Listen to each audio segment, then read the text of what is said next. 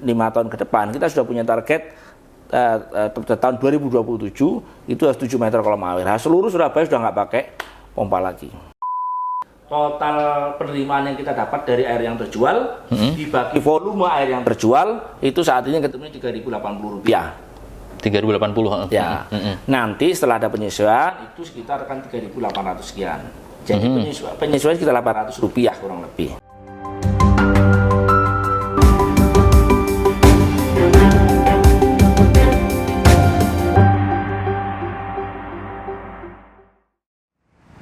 Baik para Tribuners, kali ini kita akan wawancara eksklusif dengan Direktur Utama PDAM Surya Sembada Surabaya, Bapak Arief Wisnu Cahyono. Ya, kita akan hadirkan langsung bagaimana ada rencana untuk menaikkan tarif.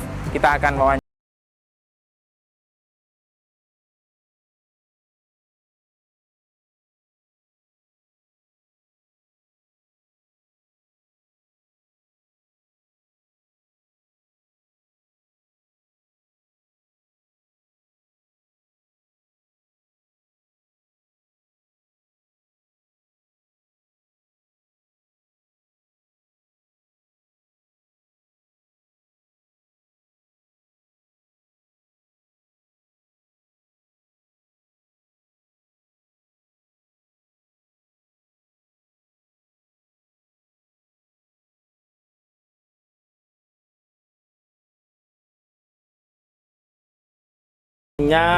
Service Operation Command Center. Jadi di sini kita bisa memonitor seluruh aktivitas-aktivitas mekanis gitu ya di sistem, di jaringan maupun di instalasi. Kalau kita lihat di atas ini adalah tekanan pompa di instalasi, ya. Ini juga sistem di instalasi. Nah kalau ini kita semua di jaringan. Ini saya lagi memonitor sama teman-teman Pak Bimo, sama Pak Iqbal. Pak Iqbal ini di GM TSI, Pak Bimo GM di hubungan pelanggan. Jadi kita monitor berapa nih tekanan-tekanan di jaringan. Ini kita masih punya 38 titik, tapi tahun depan per Januari kita sudah punya 200 lebih titik. Jadi kita ini berarti tekanannya di pipa ini ada 2,5 bar, ya. Kemudian ini ada 21,5 bar. Nah ini kan di pipa-pipa besar. Berarti ini yang tergambar di lapangan ya ini? Ya. Jadi aliran air dengan tekanan air yang ada di dalam pipa tergambar di sini? Betul. Makanya kita bisa melihat nanti kalau semua titik sudah terpasang, kita akan pasang secara... ini kaitannya dengan pelanggan tentu ya? Ya, betul. Artinya ketika tiba-tiba di titik tadi yang hijau turun, sampai di bawah 0,2 bar, kita akan evaluasi apa yang terjadi di sana. Ya. Apakah ada kebocoran dan sebagainya, maka kita kirim petugas ke sana. Berarti kalau gitu tanpa nunggu orang lapor kita sebenarnya sudah tahu. Sebetulnya ya, tetapi kan tidak semua titik itu kita pasang ya. Kita hanya pada titik kritikal saja. Nah, tetap kebocoran-kebocoran yang tidak terlalu besar, tetap kita butuh support dari pelanggan untuk ada laporan itu. Jadi ini jaringan tergambar, terdeskripsi dan bahkan detail juga ada di sini. Coba Mbak, kita tunjukin data pelanggan. Ambil satu, zoom lagi, zoom in, terus sampai kecil, terus sampai kita pengen tahu salah satu pelanggan. Nah, coba tunjuk salah satu Mbak, terserah yang mana pelanggannya. Ini kan punya layer-layernya. Kita mau udah apa? Itu artinya semua data profil dari pelanggan ada di situ. Coba klik Mbak, satu Mbak. Coba. Belum keluar linknya. Nah, coba nih. Ini namanya siapa, alamatnya di mana. Jadi kode tarifnya berapa, ukuran meternya berapa. Dokumentasinya tolong. Ini waktu PSB-nya dulu kita sudah digitalisasi. Nah, ini waktu dia masang dokumennya, waktu dia masang RAB-nya. Jadi kalau ini pasang tahun 2001. Jadi database pelanggan sudah sangat komplit kita. Detail betul ya. Betul. Ya, ini adalah ruangan Service and Operation Command Center.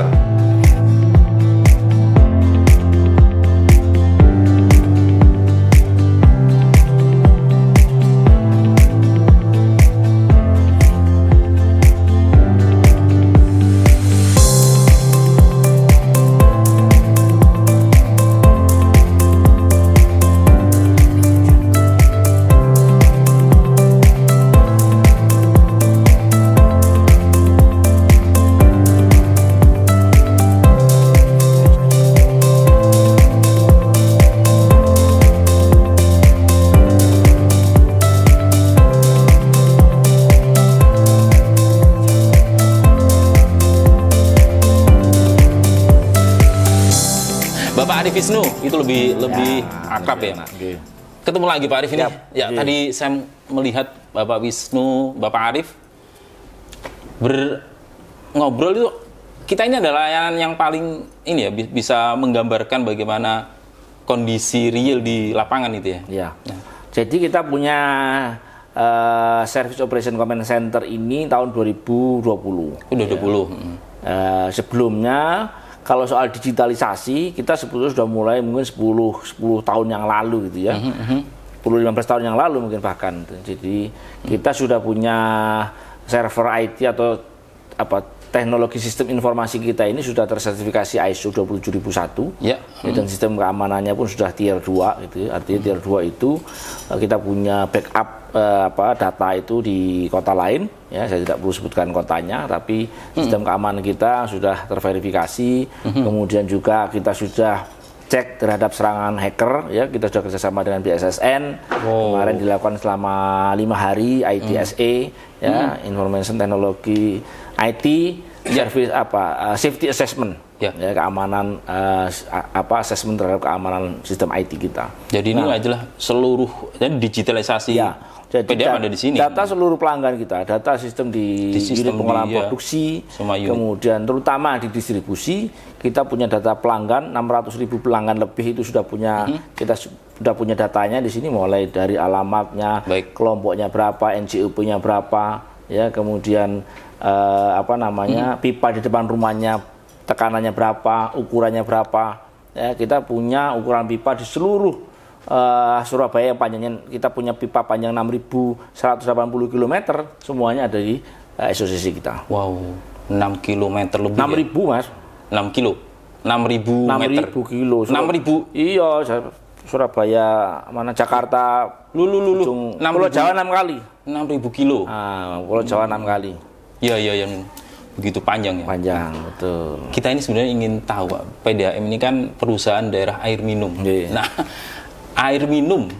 Nah, dari dulu kita sudah sampai ke situ belum ya? Dari dulu air minum gitu. Pertanyaan ini sebetulnya menarik karena dulu malah sebetulnya kita sudah benar-benar air minum, gitu ya. Jadi dulu itu maksudnya gimana? Jadi kalau historicalnya, secara administratif kita itu berdiri tahun 1976 ya, secara akte pendirian perusahaan ya. Tetapi secara histori warga Kota Surabaya kita tidak boleh lupa sama sejarah ya. Kita punya instalasi di Ngagel itu salah satunya dibuat oleh Belanda tahun 1922 ya. Bahkan kita punya jaringan perpipaan yang berasal dari sumber luar kota ya, dari Umbulan, bukan Umbulan yang sekarang, Umbulan yang lama ya, kita punya 100, sekarang tinggal 110 liter per detik, 140 liter per detik. Kemudian kita punya sumber mata air di Pelintahan, di Toyo Arang, di macam-macam nama, ada 16 titik sumber mata air di Pandaan. Itu sejak zaman Belanda itu sudah mengirim air ke Kota Surabaya. Yang dulunya sebelum ada pipa, mereka sudah kirim menggunakan tangki-tangki air begitulah. Diangkut ya. Dulu diangkut, kemudian dibuatkan oleh Belanda sistem perpipaan, dan kita itu sudah menikmati sejak zaman dulu. Dan pada saat itu airnya sudah air sudah bisa diminum kan dari Umbulan ya. Tetapi dengan perkembangan jumlah penduduk dan sebagainya, sehingga kapasitas sudah mencukupi lagi, akhirnya Belanda pun sudah tahun 1922 sudah mengolah air dari sungai, tidak bisa mengandalkan lagi dari sumber mata air. Nah, total sekarang yang kita ambil dari mata air itu hanya 90, 7% kurang malahan ya, 6%, 7%.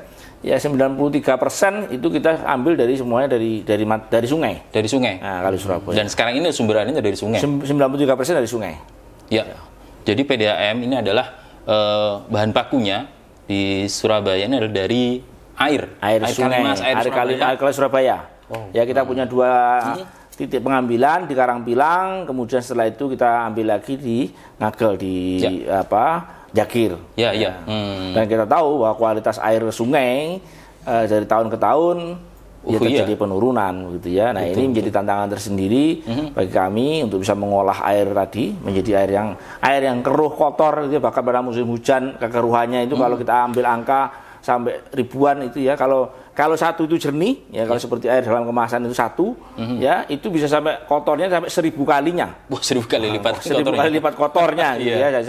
sampai coklat itu kita menyebutnya 1000 NTU gitu ya. 1000 kekeruhannya itu sampai 1000 sampai NTU. 1000 kali ya. 1000 kali lipat gitu. Kalau dulu sumber airnya dari mata air. Mata air. Dan makanya dinamakan PDAM, perusahaan daerah air minum. Enggak juga. Enggak juga. Ya, memang harusnya kita secara ruhnya itu adalah menyalurkan air minum melalui sistem perpipaan gitu ya. Sehingga memang target dari seluruh PDAM di Indonesia itu adalah menyediakan air minum.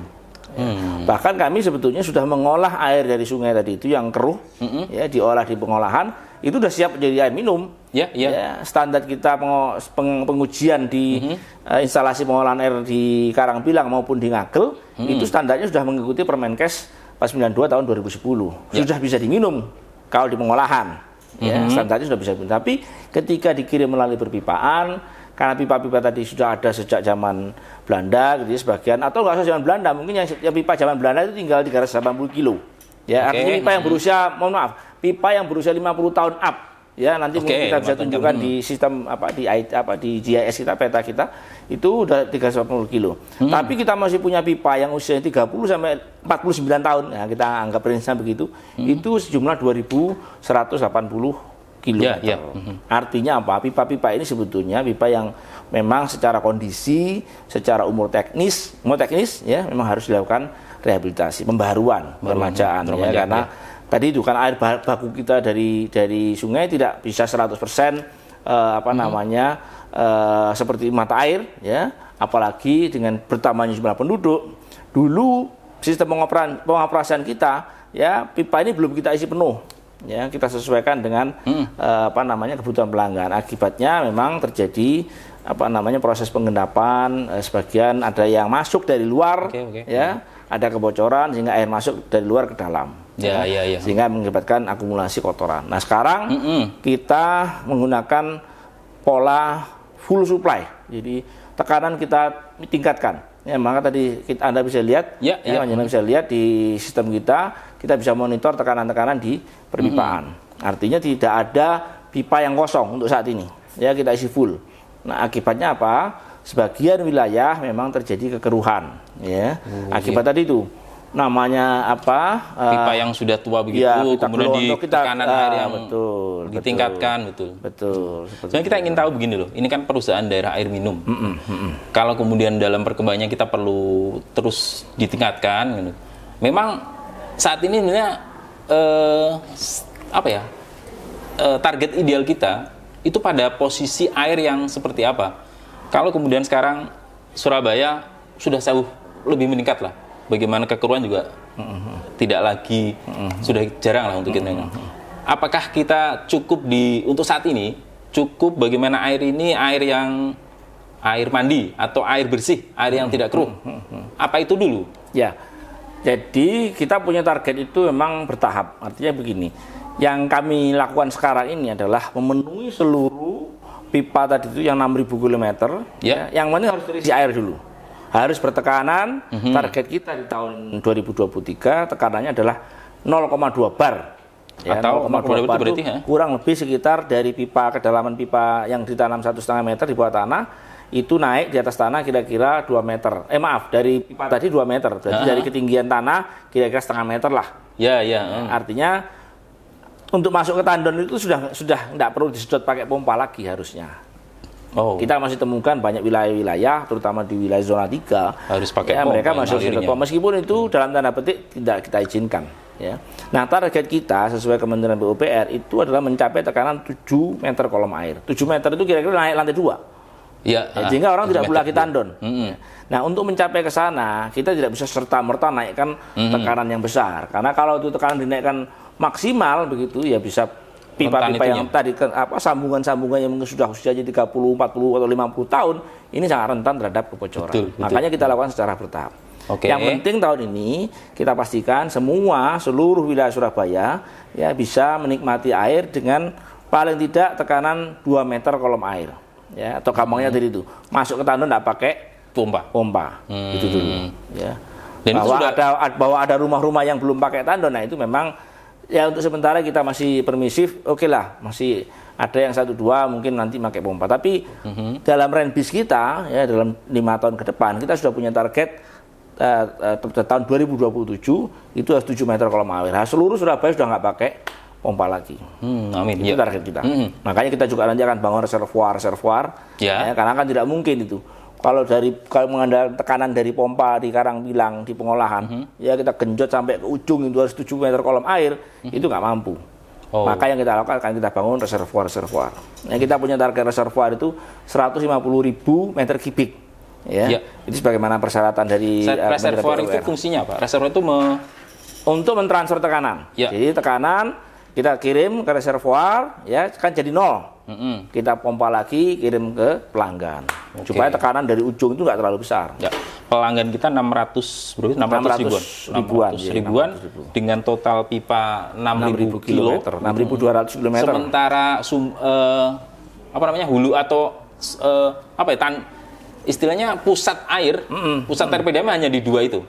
Jadi Partai Binus dua tempat aja pengolahan airnya itu ada di Ngagel dan Karangpilang. Betul. Jadi itu adalah sumber atau mata air PDAM punjernya betul. Nah, dari situ kemudian menyebar ke seluruh 600 kota, 6.000 kilometer itu. 6.000 kilo. Betul.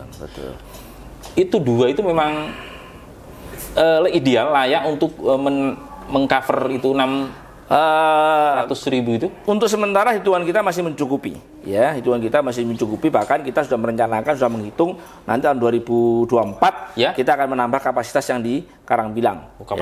Nambah kapasitas untuk mengamankan, karena sekarang ini kita sudah beroperasi lebih dari 100%, 103% dari kapasitas desain. Artinya sudah ibaratnya mobil itu sudah digenjot sampai 200 km per jam lah. Wis mentok-tok ngeden gitu ya. Makanya kita mau mengamankan suplai kita supaya tidak, karena kalau terjadi sesuatu maka akan drop satu akan goyang. Ya, ke depan tahun 2024 kita rencanakan untuk beroperasi 80-90%. Sehingga terjadi gangguan, itu kita masih punya idle capacity. Oh, benar itu. Nah, untuk memeratakan tekanan tadi itu, maka kita perlu bangun reservoir.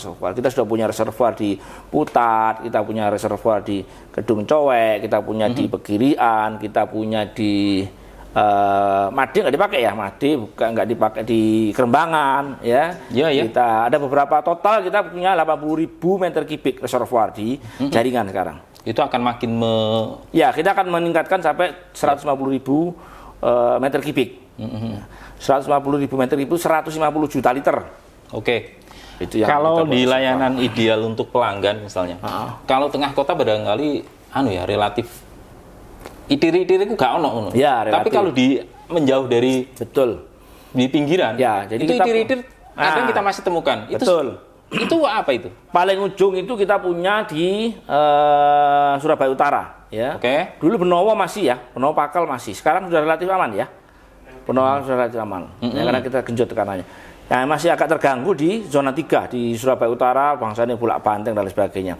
Tahun 2023 kita akan bangun reservoir di 2 titik dengan total kapasitas 8.000 meter kubik ya di terminal Petean itu 6.000, kemudian di Mbah Ratu di Demak itu 2.000 meter kubik. Nah, di situ kita akan lengkapi juga dengan pompa distribusi.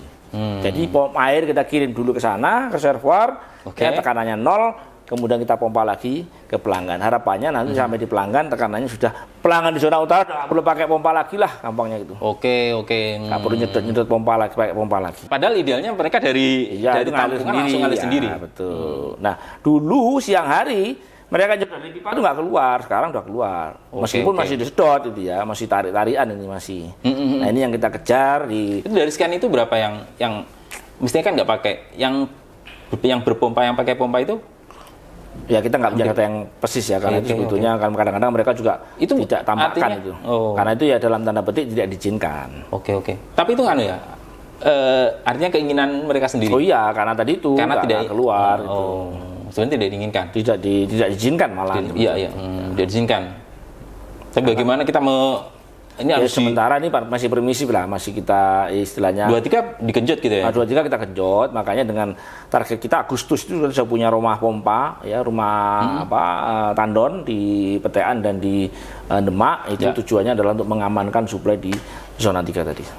Baik, jadi zona 3 sehingga tekanan dari pusat pun dari kita ambil dari Putat itu. Ngirim air dari rumah pompa Putat itu tidak terlalu besar.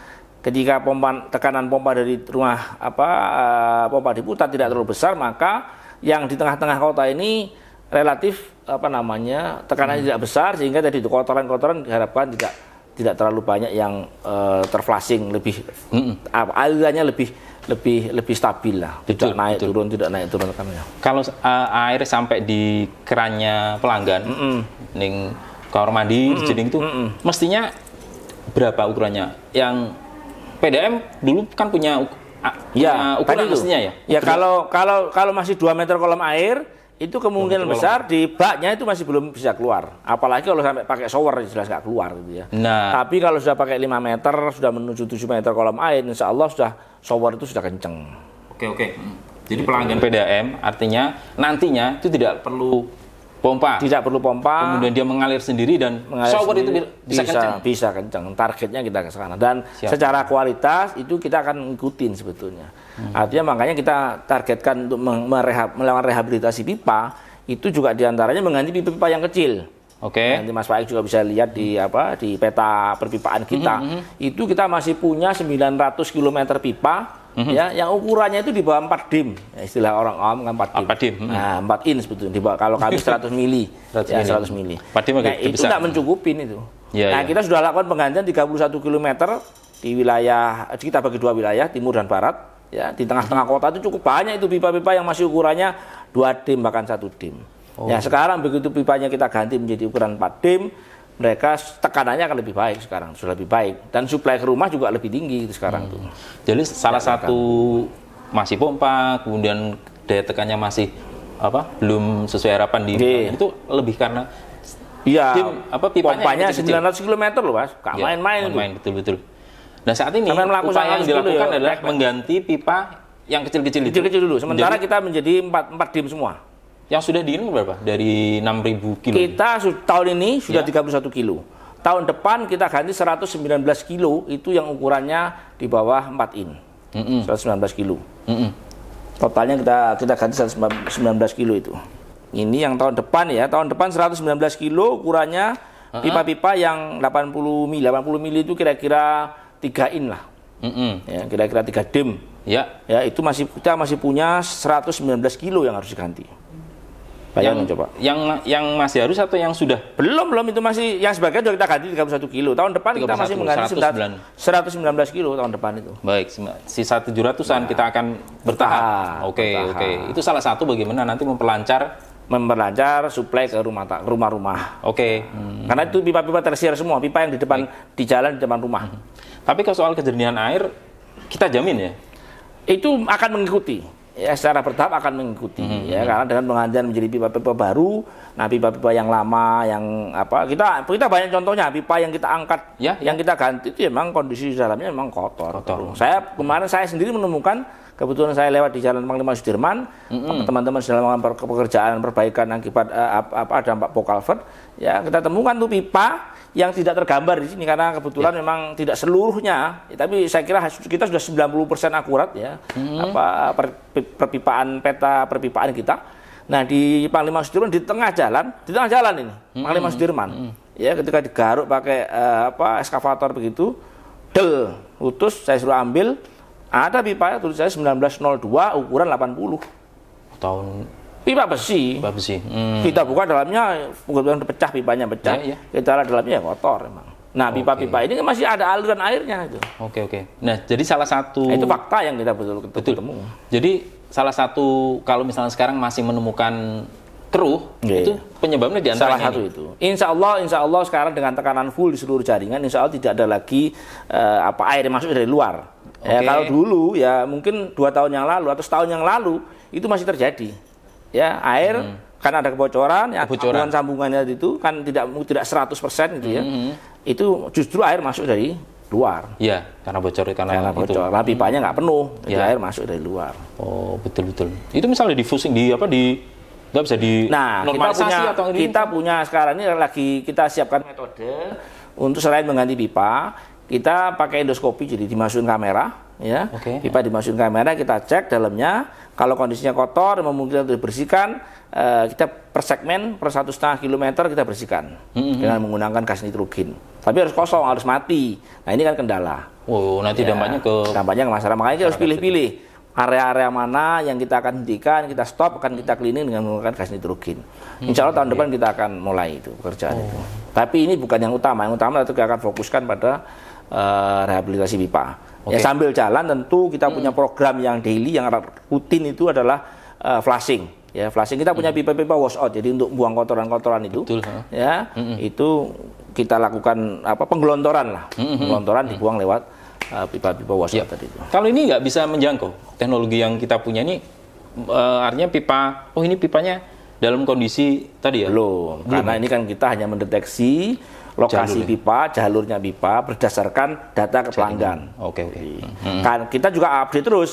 Jadi ketika ada kebocoran, ya kita punya alat GNSS, ya Global Navigation System, ya itu mendeteksi kebocoran pipa, titiknya di mana, dan kita punya kerjasama dengan ITS itu.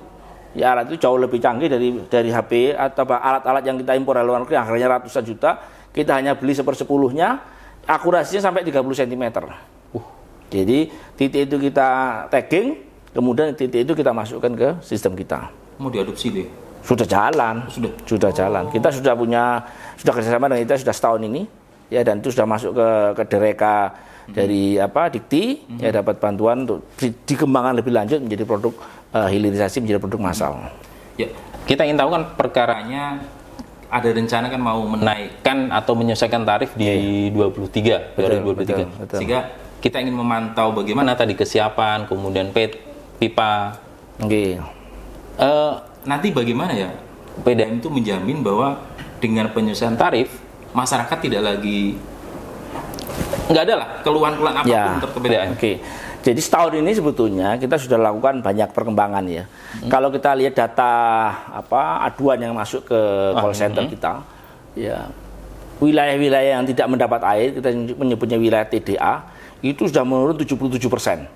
Jadi dibandingkan tahun 2021. Cukup signifikan sekali menurunnya. 70% sudah kita atasi ya? Artinya wilayah dulunya sering komplain, sekarang sudah jauh berkurang, jauh sekali berkurang. Tetapi memang ini di luar, kita bicara sistem ya. Di luar keluhan-keluhan yang terjadi akibat saluran irigasi box cover itu beda, itu kan insidental ya.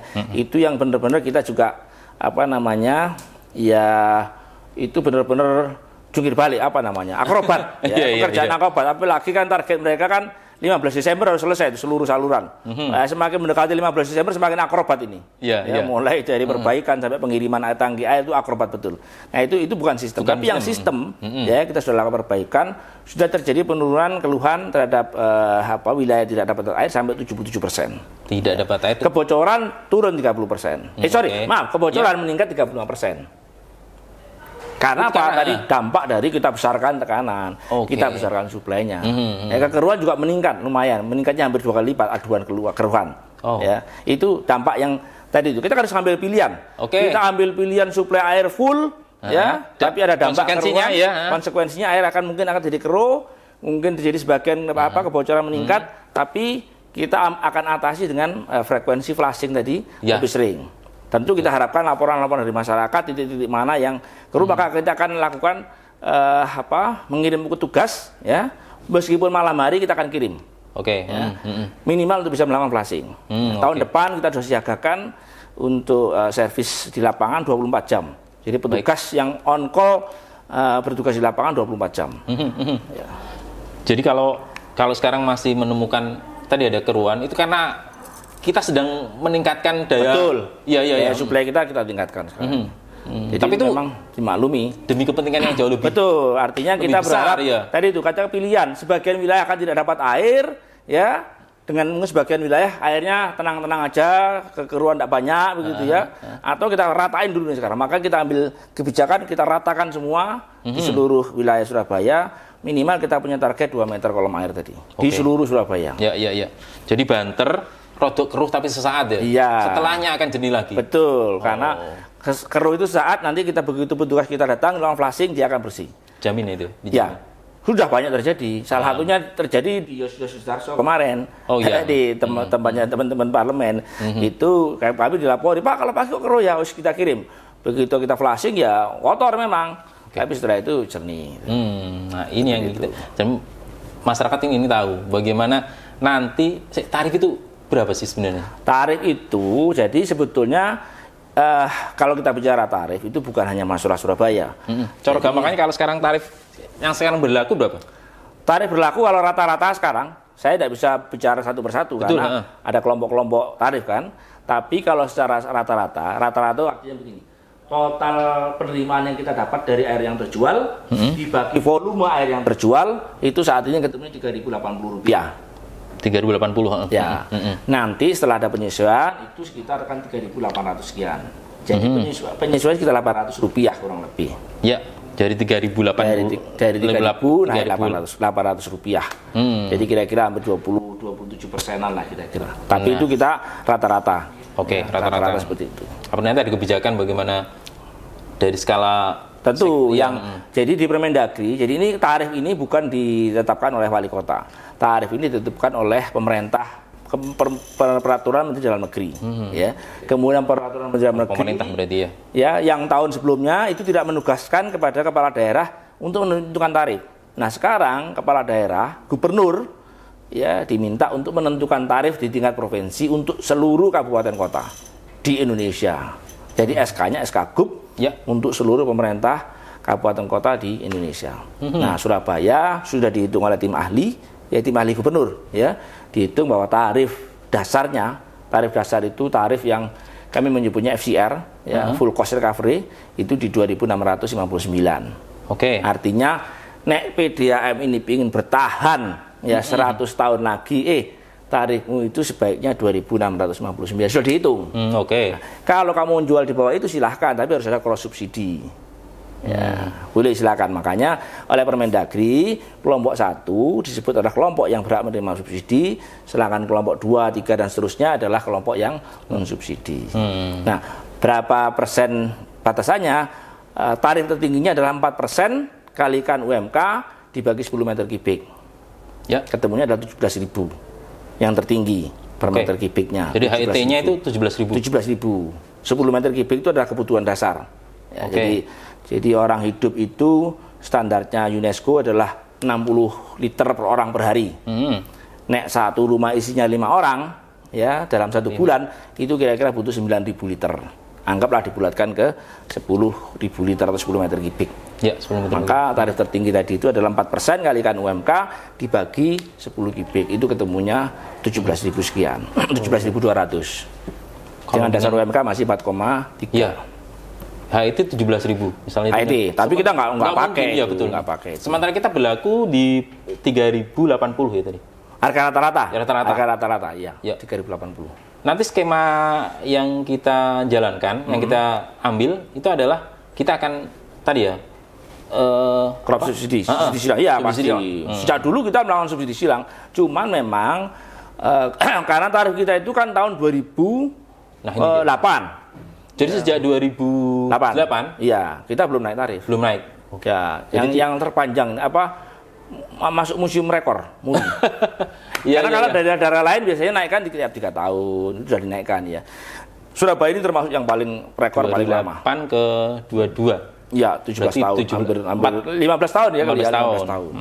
15 tahun. Jadi 15 tahun belum pernah sama sekali naik dan 23 rencana naik. Ya, karena memang dengan tarif yang terjangkau. Ya, yang terjangkau. Insya Allah terjangkau. Kami sudah menghitung nanti rata-rata yang dikeluarkan oleh masyarakat Surabaya, kami yang rata-rata ya, tentu tergantung pada pemakaian masing-masing. Tapi dengan asumsi pemakaian 29 meter kubik per rumah, kita ambil yang domestik ya, bukan yang komersial ya. Itu 29 meter kubik itu akan ada di angkanya kalau 29 kalikan anggaplah 3.800, anggaplah kalikan 4.000, berarti kan sekitar 120.000. Jadi nanti kalau memakainya itu di 30 meter kubik ya. 30 meter kubik per rumah tangga, per rumah ya 30.000 liter loh ini. Bukan 30 kubik itu 30 liter langsung wakai. Itu biayanya akan sekitar 120 ribuan. Rata-rata. Ya, tapi itu masyarakat apa? Itu keluarga yang relatif itu sudah harga skor subsidi. Tapi nanti di kelompok 1 ada yang pemakaian 30 meter kubiknya hanya kurang dari 20.000. Ada yang bahkan kurang dari 15.000 karena kita subsidi tadi itu dengan beberapa persyaratan tertentu. Ya. Jadi rata-rata misalnya sekarang pelanggan itu dia membayar tiap bulannya. Sekarang kalau sekarang berapa? Nah, kalau sekarang 29 meter kubik, gampangnya 30 ya. 30 meter kubik kali 30 ribu. 90 ribuan. Nanti menjadi serata 120 ribuan. Masih terjangkau sebetulnya. Ya. Kita jangan melihat kenaikannya ya, delta kenaikannya. Karena kalau kita melihat delta kenaikannya sepertinya besar. Tapi jangan lupa ini adalah proses yang 15 tahun tidak dilakukan. Oke. Anggaplah dari 30%. Berarti 30% dibagi 15 sebetulnya kita penyesuaiannya adalah sama dengan 2% per tahun. Ya. Jadi semangat menaikkan, bagaimana menaikkan layanan gitu juga. Betul, kan? Betul. Jadi yang paling utama sebetulnya tujuan dari kenaikan penyesuaian tarif ini, paling utama itu adalah keadilan tarif. Ya. Karena tarif yang lama itu antara pelanggan yang disubsidi dengan mensubsidi itu disparitasnya kecil. Selisihnya Rp600. Nah ini yang menurut kami, ini menurut para akademisi, karena kami ketika melakukan penyesuaian tarif ini juga melakukan kajian akademis, itu melihat ini nggak adil ini. Betul. Ya. Maksud antara rumah yang ukurannya kurang dari 40 meter persegi dengan rumah yang 120 meter persegi, tarifnya itu selisihnya cuma Rp600. Ya. Nah, ini enggak tarif yang berkeadilan lah nanti. Tarif yang berkeadilan, betul. Iya. Nah, kedua tentu harapannya dengan adanya penyesuaian tarif, kita harapkan konsumsi air domestik sebetulnya juga kita gunakan seperlunya. Nah ini juga penting. Tapi seperlunya seperti apa ini saya juga masih relatif. Ya kan masih relatif. Iya. Karena kota besar itu memang standarnya antara 150 liter per orang per hari sampai 200 liter per orang per hari, antara 22,5 meter kubik sampai 30 meter kubik per bulan. Kalau satu rumah 5 jiwa. 5 jiwa. Itu standarnya. Ya. Selain itu semangat menaikkan tarif gitu ya. Selain tarif yang tadi berkeadilan. Ya. Nanti juga diikuti dengan layanan tuh. Oh tentu, pelayanan itu karena kalau misalnya itu kita menaikkan tarif dengan tujuan membantu permajaan pipa dan sebenarnya bukan itu ya? Ya itu tanpa kenaikan tarif itu sudah menjadi kewajiban kita. Gitu ya. Nah, tetapi kembali lagi dengan tarif yang sekarang yang berlaku sebelum ada penyesuaian ini tentu kan nafasnya akan terbatas. Ya. Untuk mengganti 900 km, kita belum ngomong yang 6.000 km. Betul. Kita baru ngomong yang 900 km saja. Ya. Yang ngos-ngosan ya. Yang ngos-ngosan. Nah ini yang kita memang perlu semangat kebersamaan untuk bahwa PDAM ini sebetulnya kan bukan sekedar entitas yang mengejar laba. Ya, perusahaan ini kan PDAM adalah entitas yang artinya kita perusahaan pelayanan yang memberikan kebutuhan dasar, kebutuhan air bersih, atau mungkin air minum nantinya, di setiap masyarakat. Artinya perusahaan pelayanan. Pelayanan, betul. Jadi yang kita lebih menekankan pada keadilan tarif tadi itu. Paling utama adalah sebetulnya tarif yang berkeadilan. Paling utama. Dan memang satu hal kewajaran sudah 15 tahun, ya kita perlu meninjau lagi. Ya karena biaya-biaya tentu akan semakin, kita bilang tidak usah rehabilitasi tapi kita bicara biaya listrik naik, kemudian biaya bahan kimia naik, kualitas air baku menurun, begitu ya. Air baku saja juga ada penyesuaian, jadi air baku juga naik nih harganya ini. Betul. Kita otomatis juga lakukan penyesuaian. Harga biaya-biaya tadi sudah normal lah. Nilai nominal, nilai rupiah itu juga berkurang. Berkurang. Sebetulnya kami direksi ya, jajaran direksi terutama, kami itu kan hanya periodisasinya 4 tahun ya. Kalau sudah menjadi perusahaan daerah air minum 5 tahun. Ya kalau kami nggak melakukan apa-apapun ya, artinya tidak melakukan peremajaan pipa yang paling ekstrim tadi itu biayanya, kami diem saja, masyarakat terlayani kok. Air bersih itu masuk ke rumah-rumah. Tapi kan kita harus meletakkan dasar ke depan ini seperti apa. Nah, ini yang kita juga perlu pikirkan. Yang berpikir ke depan lah ya, tidak hanya sesaat geradakan. Kalau hanya untuk petahun kita mau melayani dengan baik bisa ya. Betul. Oke.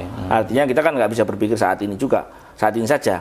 Tapi kita juga perlu berpikir air ini kan bukan untuk sebetulnya air yang kita nikmati sekarang ini kan bukan air milik kita, air milik anak cucu. Iya. Kita harus memikirkan berkelanjutan supaya anak cucu nantinya itu juga nggak terbebani terlalu berat gitu ya. Oke. Nah, kalau itu nanti kita sudah sesuai impian gitu, ya lancar, ya bersih, ya semuanya. Nah, kita ingin tahu kemarin itu kan sempat rame ya di Dewan bagaimana perumahan-perumahan elit ternyata ya belum mau belum mau mengambil air dari kita. Ya memang nggak salah mereka ya. Ya tidak bisa kita salahkan 100% ya, karena pada waktu itu mungkin kalau yang saya tahu salah satu perumahan developer besar di Barat itu kan tahun 1990-an. Pada waktu itu kita masih belum punya Karangpilang 3 insya Allah. Jadi kita belum mampu mensuplai kebutuhan ke sana. Tapi sekarang untuk wilayah Barat itu sudah sangat tercukupi ya. Sudah sangat berlebih insya Allah. Artinya tercukupi untuk wilayah apa untuk masyarakat wilayah mereka? Kenapa? Wilayah. Kita wilayah Barat ya, wilayah Barat. Ya itu sudah tercukupi. Setelah semenjak Karangpilang 3 itu tahun 2010 kalau nggak salah, 2010 betul. Itu kapasitas 2000 liter per detik. Itu kita punya pipa besar. Kalau Bapak jangan lihat di tengah-tengahnya Geraha Family itu ada pipa gede. Ya itu artinya jaringan sebelah barat itu sudah terlayani sejak tahun itu. Ya. Ketambahan lagi sekarang itu kami mendapat penugasan dalam tanda petik harus menyerap air umbulan. Proyek strategis nasional ya. Dari 4.000 liter per detik kami kebagian 750 liter per detik dan sudah kita serap 100% sekarang ini. Hanya memang airnya kualitasnya tinggi. Kualitasnya air sumber air mata air yang sudah tidak perlu lagi pengolahan gitu ya, sudah bisa langsung diminum bahkan. Tetapi tentu karena harga beli kami itu juga tinggi, harga belinya lebih tinggi daripada harga kita ngolah sendiri loh ya. Betul, Nah, otomatis kan kita kepinginnya menjual kepada masyarakat yang kemampuan juga lebih tinggi kan begitu. Iya. Tapi faktanya memang sekarang masih banyak perumahan-perumahan, developer-developer yang dulu masih punya pengolahan mandiri gitu ya. Nah, mereka masih tarik ulur. Sudah sebagian besar, baru mungkin hanya sekitar berapa ya, hanya 20-30%, enggak ada 30%, hanya 30 liter per detik dari 750 itu berapa itu? Piro Pak? 4% kali ya? 4%. Ya, 4% masih kecil sekali. Ya, masih kecil sekali. 6% lah, 6% kurang lah. Ya. Ini berarti kita harus kita mau pengen ngambil mereka enggak? Iya dong, tentu. Karena kan secara kemampuan mereka memang lebih baik. Jadi harganya juga lebih lebih make sense sehingga misalnya tawarannya, misalnya kalau mereka harganya barangkali berapa gitu, kita bisa di bawahnya dan jaminan kalau dibilang lebih murah dari yang mereka olah sendiri tentu nggak bisa karena kan kualitas jauh lebih baik gitu ya.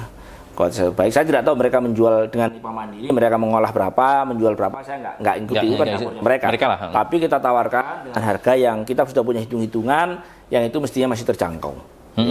Kemudian yang paling penting lagi sekarang ini air tadi itu sementara belum bisa terkonsumsi oleh pelanggan-pelanggan yang di wilayah barat di perumahan-perumahan tadi, kita kirim ke jaringan kita campur sama produksi dari yang air baku air sungai tadi itu. Nah, ini barangkali percakapan terakhir kita adalah kembali ke Hitoh PDAM, perusahaan air minum.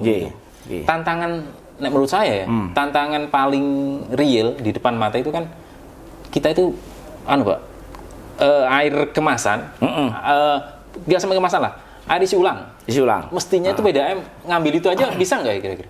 Bisa, tetapi tentu itu secara porsi bisnis tentu kecil ya. Kami sudah merencanakan tahun depan punya unit bisnis air minum dalam kemasan. Ya. Tapi kalau kita kapasitasnya 5.000 liter per jam, 5.000 liter per 5 kubik per jam itu per detiknya cuma berapa itu? Nggak ada 1 liter, cuma 2 liter per detik, nggak ada apa-apanya. Tapi untuk suplai untuk sebuah kapasitas produksi AFDK itu sudah cukup besar. Ya, kami juga merencanakan membuat depo-depo air minum isi ulang, ya, bekerja sama dengan RT RW misalnya, kelompok-kelompok masyarakat, swadaya masyarakat, kita akan suplai airnya dari air baku umbulan. Ya, air baku yang memang kualitasnya sudah terjamin lah. Artinya kalau berkompetisi dengan air isi ulang yang air bakunya sekarang dari Pandaan, insya Allah kita equal lah gitu ya. Itu sebagai air bakunya. Mudah-mudahan dengan depo-depo isi ulang ini selain sebagai unit bisnis maupun meskipun secara pendapatan tidak signifikan, tetapi itu akan membantu kelompok-kelompok masyarakat untuk bisa meningkatkan. Tapi setidaknya kan bagaimana tadi mengembalikan tadi bagaimana kita kan core-nya di situ. Betul. Ada lagi sebetulnya kemarin ada ide dari kawan parlemen yang mungkin sempat berkunjung ke instalasi ngagel kita, sakjane nek masyarakat itu bisa membuat filter yang sederhana saja, gitu ya. Air yang dari tandon tadi difilter itu sudah relatif akan bersih sepanjang waktu. Saya sendiri di rumah sudah lama pakai filter. Filter mandiri. Jadi kan murah, sebetulnya murah banget sih itu. Kita bisa buat sendiri juga dari pipa Pralon juga bisa juga. Ya, artinya ada ide bagaimana masyarakat juga ikut nimbrung untuk di situ. Betul. Kita juga sedang memikirkan, tapi ini masih wacana bagaimana kita memberikan servis yang lebih baik ya. Misalnya ada pengurasan tandon misalnya sebagai bagian dari servis, ya apakah itu berbiaya murah atau bagaimana, kita sedang pikirkan. Itu sebagai salah satu tambahan layanan. Oke. Kalau dalam hal digitalisasi, insya Allah kita sudah advance ya. Mungkin masyarakat Surabaya sudah sangat merasakan. Betul. Ya. Kalau layanan saya jamin lah. Pak Iqbal ya, GM IT kita itu sudah menyiapkan aplikasi versi terbaru, ya, di mana masyarakat nanti bisa mencatat meternya sendiri di situ, bisa membayar langsung di situ tanpa harus keluar dari aplikasi. Jadi sudah pakai QRIS bisa, pakai virtual account bisa, nggak perlu. Dengan ini ya? Dengan handphone saja. Jadi tinggal buka handphone, berapa tagihan saya, langsung di situ juga dia tinggal pindah bukan pindah, nggak perlu keluar dari aplikasi, sudah bisa bayar di situ. Gitu. Ke depan kita akan tingkatkan. 23 sudah. Ini sudah jalan. Sudah jalan. Sekarang udah jalan, udah di launching, tinggal verifikasi di Play Store saja ya, untuk di Play Store dan di Apple gitu ya. Nah, satu lagi ke depan kita sedang menyiapkan smart meter. Jadi kita akan utamakan pelanggan-pelanggan besar dulu karena memang investasinya cukup besar. Jadi pelanggan-pelanggan besar nanti pembacaannya itu bisa tiap hari. Pemakaian air di tempat dia hari itu berapa itu akan ketahuan. Nah, ini kita akan lakukan di sekitar 200 pelanggan dulu.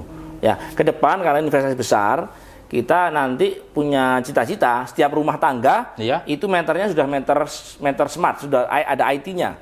Ya, jadi pelanggan paling tidak kita targetkan pembacaan meter itu sudah akurasinya jauh lebih baik. Presisi betul ya? Presisi betul karena akurasinya memang menggunakan kita ultramagnetik atau ultrasonik ya, sehingga sangat akurat, sehingga berapa yang dipakai pelanggan itu yang dibayar.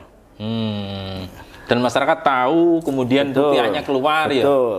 Betul, tren pemakaiannya dia akan tahu. Betul. Terekam. Jika kalau ada kebocoran dia juga langsung segera tahu. Oke. Terakhir ini kan Ngagel kan sudah ada semacam pilot project ya? Yang sudah minum itu? ZAM. Ya, kita punya zona air minum prima di Ngagel Rejo. Kapasitas masih untuk 400 rumah. Ya, itu sudah bisa langsung diminum. Sekarang gimana? Masih jalan. Sudah bisa diminum begitu? Sudah bisa diminum. Cuman memang secara harga kita menjualnya 11.000 per 10.000 liter. Jadi 11.000 dibagi 1.000 berapa? 11 rupiah per liter. 11 rupiah loh Mas. Per liter. Iya. Murah banget. Ya. Tapi kan kita tidak bisa memperbesar kapasitas karena keterjangkauan. Ada berapa keluarga di sini? Ada 400 kakak yang teraliri, tapi yang memanfaatkan baru separuh. Baru 50%-nya. Ini mestinya harus ditingkatkan lagi, dioptimalisasikan begitu. Tapi kembali lagi memang kebutuhan minum itu kan kecil. Ya, kebutuhan yang besar itu sebetulnya kan untuk MCK. Ya, untuk siram-siram, untuk mandinya mobil, untuk mandinya motor, itu kan lebih banyak gitu ya. Untuk nyiram tanaman itu yang lebih besar. Kalau minum sebetulnya kan kebutuhan orang itu kan hanya 2 liter per hari. Ya, kalau orang satu rumah 5 orang hanya 10 liter lah per hari, nggak besar itu. Iya.